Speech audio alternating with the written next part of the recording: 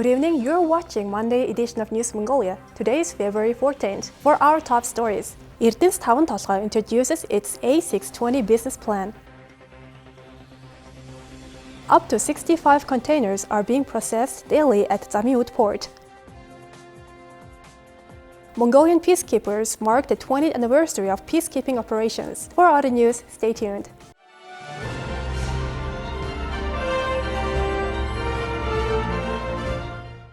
Erdenes Tavan Tolgoi JSC introduced its strategically important mega projects. The executive director of ETT, Gang Hoik, provided information about 20 projects that will be implemented in 6 areas. This year, ETT's annual networking event was held under the theme of the Fourth Industrial Revolution and concluded on February 12th.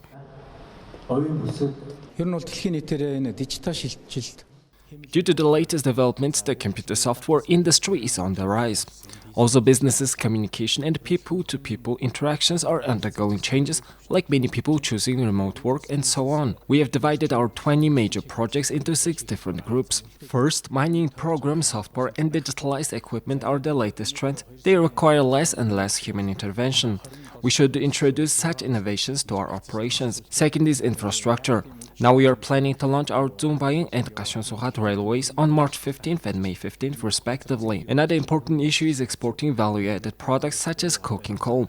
In order to do so, we should build a processing plant which will create thousands of new jobs. We plan to launch the plant in the first quarter of 2024. Another major project is creating Tavan Tolgoi energy and building the thermal power plant. We expect to launch the power plant around 2025 or 2026. In addition, we will establish a road and railway shipping terminal at Zamiin-Uud and 3 additional sub-terminals. Of course, it will increase Mongolian export. In addition, the Open Job Fair event was held at White Rock Center, where people could get information about vacancies at Erdenes Tavan Tolgoi and its subsidiaries. Around 50 to 65 containers are now passing through Zamiin-Uud port on a daily basis. Empty containers are disinfected and 20 to 30 empty containers are sent back across the border each day. According to the Deputy Minister of Road and Transport Development, talks are continuing with Chinese officials on how to transport more freight and containers across the border. Mongolian and Chinese officials are discussing 3 options for transporting more freight, including container shipping, railway, and road transport. We are requiring businesses to classify their freight by transportation option, freight that can be transported in containers, by railroad or by road transport. There have been complaints made about increased fees for freight transport, and authorities are being asked to address this issue. The Chinese border town of Erdenes is developing an open platform for tracking shipments, and officials say a similar system will be implemented in Mongolia. The system will allow customers to track their shipping online. Industry experts believe the introduction of a tracking system will stabilize freight transport costs. We are working on establishing an open digital platform where businesses can freely choose from shipping companies and where they can see service fees and more. Freight transportation by railroad resumed on January 28. Currently, there are around 1,200 wagons transporting coal, 700 with iron ore, and 100 copper ore wagons waiting to be processed. We resumed the transportation of coal, iron and copper ore. Currently, 741 wagons transporting copper from Erdenes mining have passed through Erdenes port. Previously, 28 wagons of copper from Erdenes were shipped to China. The company increased its capacity and now exports 50 wagons of copper, and we are doing everything possible to arrange transport logistics. Processing capacity at Bolgon port has also increased. Around 120 transport vehicles a day passed through Bolgon port. Mongolia has become the 23rd largest troops contributor to United Nations peacekeeping operations since 2002. On October 24, 2003, the first Mongolian peacekeeper ground forces team of 18 people landed in Afghanistan for a 6-month mission. This year marks the 20th anniversary of the Mongolian armed forces taking part in peacekeeping operations. I remember when our first peacekeeping team of 18 people successfully completed their mission. When we returned, 5 of our officers were awarded merit medals from the US Army. Our artillery experts have contributed to the development of Afghanistan's national army. During our mission, our peacekeepers examined, fixed and repaired and fine-tuned more than 1,000 arms and artilleries for Afghan soldiers. Mongolia ranks 23rd among countries for its contributions of United Nations peacekeepers.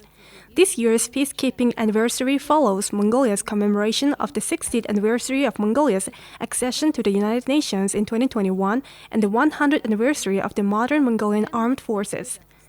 Mongolia has sent more than 18,000 troops to UN peacekeeping operations around the globe.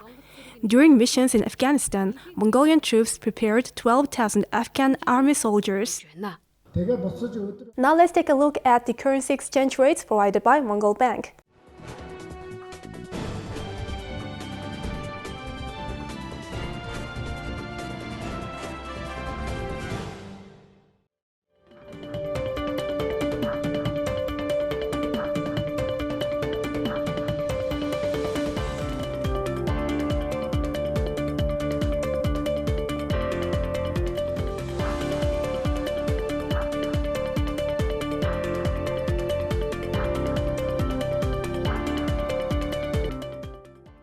Thank you for staying with us on MNB World. Now let's take a look at Mongolia's current affairs.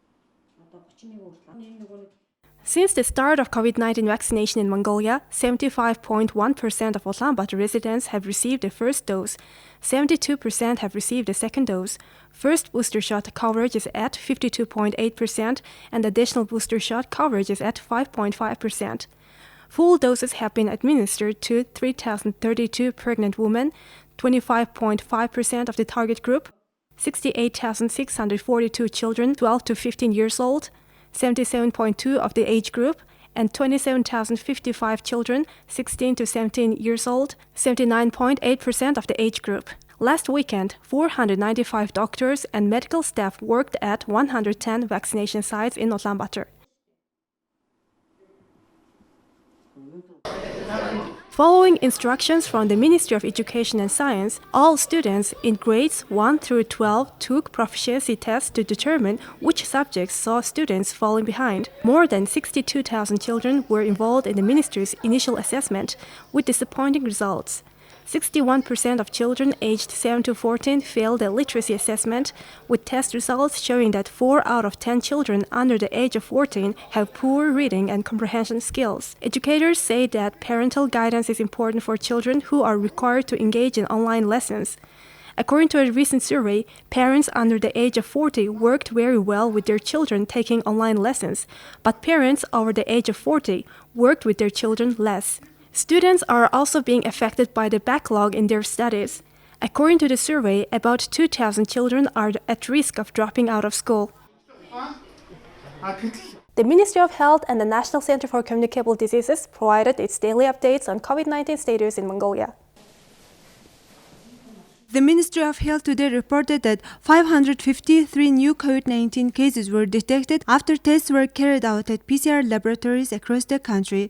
One person, all with underlying health conditions, died of COVID-19 complications in the past 24 hours. All new cases are of domestic transmission, 315 out of which were confirmed in Ulaanbaatar, and the remaining 238 were confirmed in the provinces. 6,822 COVID-19 patients are being treated at hospitals nationwide. Additionally, 22,787 patients are being treated at home. Among the COVID-19 patients being treated at hospitals nationwide, 1,808 are showing mild symptoms of illness and 58 are in critical condition. As of now, around 2.17 million or 69% people have had 2 doses of COVID-19 vaccine and 31% of the population has received the booster shot so far. Here comes the weather forecast for the world's major cities.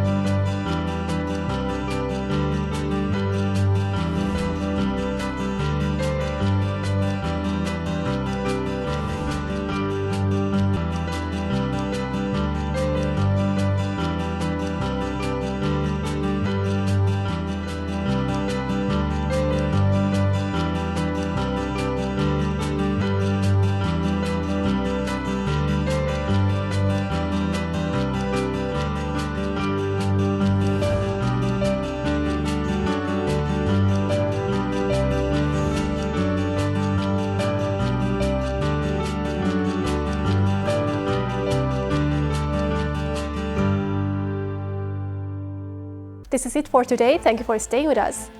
We'll see you tomorrow with more news updates. Have a nice evening. Goodbye.